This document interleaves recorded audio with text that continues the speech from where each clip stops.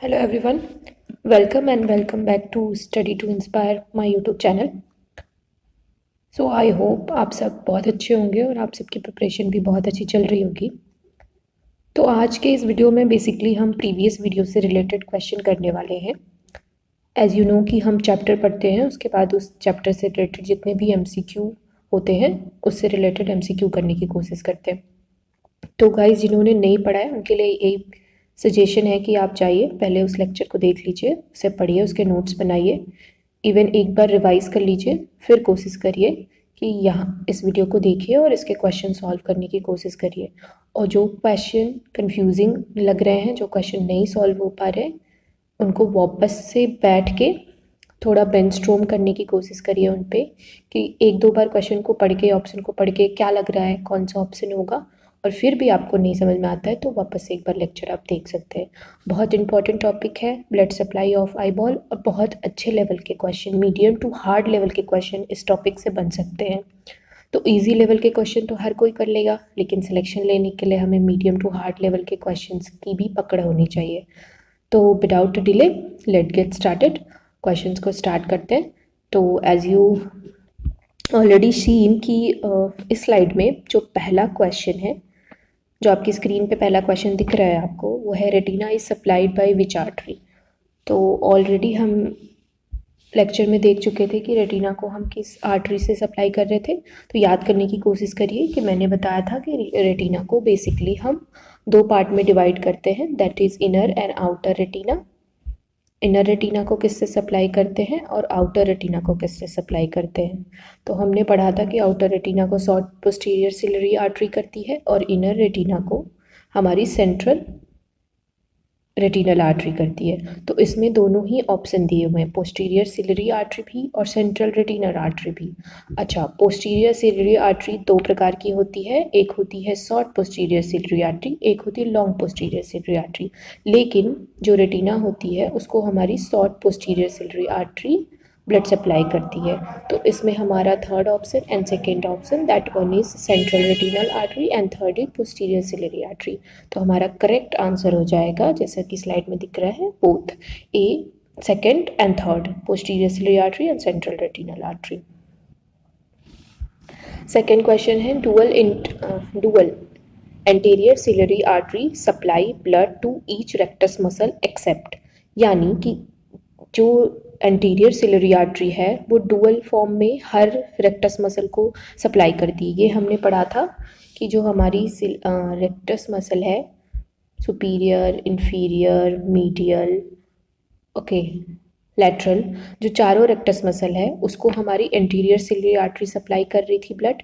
लेकिन जो कोई लेटरल मसल थी, वो याद करने की कोशिश करिए, एक लेटरल मसल थी, हिंट भी दे दिया मैंने, लेटरल रेक्टस मसल, जिसको कि सिर्फ एक एंटीरियर सिलरी आर्टरी सप्लाई कर रही थी। तो यहाँ क्वेश्चन कह रहा है कि डुअल सिलरी आर्टरी, यानी कि दो सिलरी आर्टरी सप्लाई करती हैं ब्लड ईच रेक्टस को, हर रेक्टस को, एक्सेप्ट मतलब उसमें से कौन सा ऐसा रेक्टस मसल है जिसको दो anterior ciliary artery blood supply नहीं करती। तो वो हो जाएगा लेटरल रेक्टस मसल।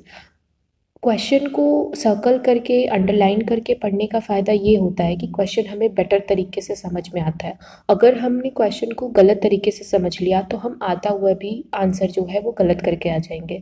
तो हमेशा कोशिश करिए कि क्वेश्चन को दो बार पढ़िए और अंडरलाइन करिए, और जो वर्ड ऐसे हैं जिन पे ध्यान देने की ज़रूरत है, जैसे कि एक्सेप्ट हो गया, और हो गया, इन सब चीज़ों को जो एक्स्ट्रा आते हैं सफिक्स और प्रीफिक्स के रूप में, इसमें से कौन सा नहीं होगा या कौन सा होगा, कौन सा ऑप्शन गलत है, कौन सा ऑप्शन सही है, इस तरह के जो वर्ड होते हैं उनको सर्कल करिए, ताकि वो हमारे ब्रेन को एक्नॉलेज ये मिले कि वो इम्पॉर्टेंट है, यानी कि वो वर्ड से ही रिलेटेड आंसर होना चाहिए हमारा।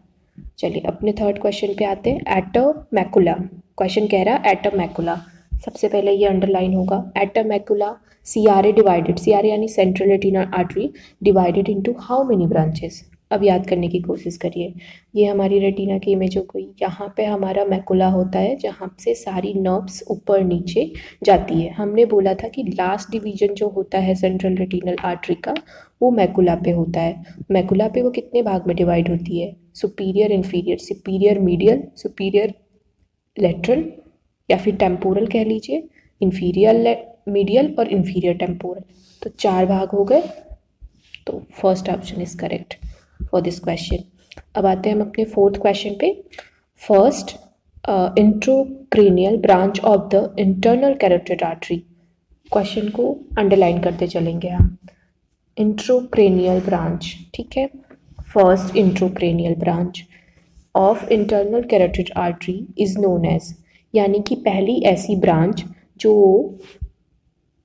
क्रेनियल फोशा यानी इससे निकलती है। क्रेनियल फोशा याद है हमें, गले से हमारी कैरोटिड आर्टरी आ रही थी, कॉमन कैरोटिड आर्टरी आ रही थी जो 2 भागों में डिवाइड हो रही थी, इंटरनल और एक्सटर्नल। जो इंटरनल कैवर्नस साइनस से होकर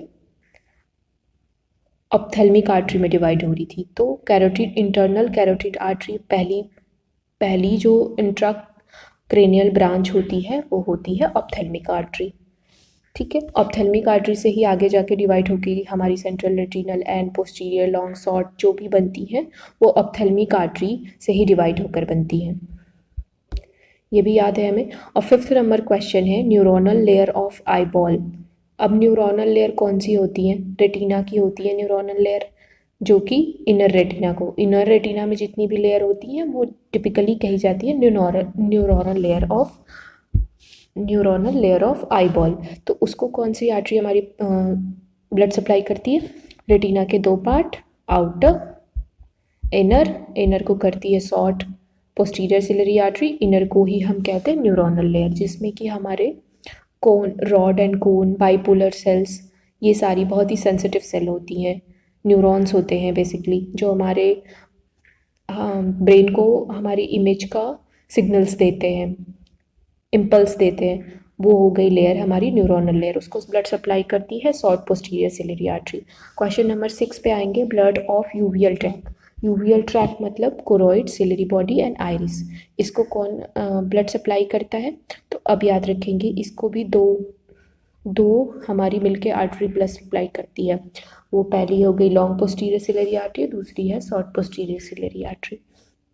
और अगर क्वेश्चन इस तरह से आ जाता है कि रेटिनल आर्टरी या पोस्टीरियर सिलरी आर्टरी में से कौन करता है, तो पोस्टीरियर सिलरी आर्टरी। क्यों? क्योंकि लॉन्ग पोस्टीरियर शॉर्ट पोस्टीरियर जो है वो पोस्टीरियर सिलरी आर्टरी के ही 2 भाग है, 2 आर्टरी जो उससे डिवाइड होकर निकल रही है। तो इसका आंसर हो जाएगा 4th option, both second and third. Next 7th number question, eyelid and conjunctiva blood supply किससे होती है? हमें अच्छे से पता है, हमने देखा था कि इंटरनल कैरोटिड आर्टरी और एक्सटर्नल कैरोटिड आर्टरी बोथ मिलके आईलिड और कंजक्टिवा को ब्लड सप्लाई करती हैं, ठीक है। तो हमारा ऑप्शन सी करेक्ट हो जाएगा, both 1 and 2। And 8th number question is iris and ciliary body blood supplied by. Iris को और सिलरी बॉडी को मेनली जो ब्लड, वैसे तो हमने देख लिया कि सिलरी बॉडी को हमारी 2 मसल सप्लाई करती है, शॉर्ट भी करती है, लॉन्ग भी करती है, ठीक है। लेकिन यहाँ पे आइरिस के साथ जोड़ा गया है सिलरी बॉडी को, तो हमारा जो सबसे करेक्ट आंसर होगा वो शॉर्ट पोस्टीरियर सिलरी आर्टरी होगा। आउटर रेटिना, इनर रेटिना हमने पढ़ लिया। इनर रेटिना किसके द्वारा सप्लाई होता है? Central retinal artery. तो हमारा आउटर रेटिना किसके द्वारा सप्लाई किया जाएगा? शॉर्ट पोस्टीरियर सिलरी आर्टरी के द्वारा।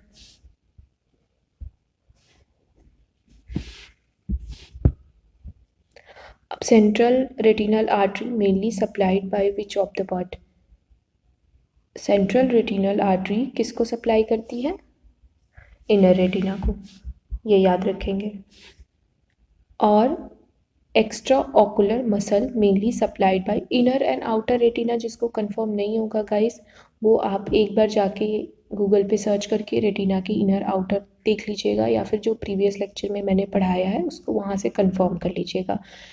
10 लेयर याद होना और इनर रेटिना में कौन कौन सी लेयर है, आउटर रेटिना में कौन कौन सी लेयर है, इसका पता होना बहुत ज़रूरी है, तभी आप इस तरह के क्वेश्चन को सॉल्व कर पाएंगे। And 11th number question, the last question, extra ocular muscle mainly supplied by anterior ciliary artery, ठीक है। तो आज के लिए सिर्फ इतने क्वेश्चन हैं, इसको कर लीजिए और इसकी प्रैक्टिस करिए। एंड जिन्होंने चैनल नहीं सब्सक्राइब किया है उनके लिए यही रिक्वेस्ट है कि प्लीज़ सब्सक्राइब कर लीजिए और लाइक कर दीजिए। कोई क्वेश्चन होगा, कोई क्वेरी होगी तो आप कमेंट सेक्शन में लिख सकते हैं, मैं उसका रिप्लाई करने की पूरी कोशिश करूँगी। एंड जिन्होंने किया है और जो रिटर्निंग सब्सक्राइबर हैं, जिन्होंने सब्सक्राइब किया और रेगुलर लेक्चर को देख रहे हैं, वो ऐसे ही देखते रहें, उनको डिमोटिवेट नहीं होना है, बिल्कुल भी तैयारी बीच में नहीं छोड़नी है। अच्छे से तैयारी करिए। All the best and thank you so much for the support.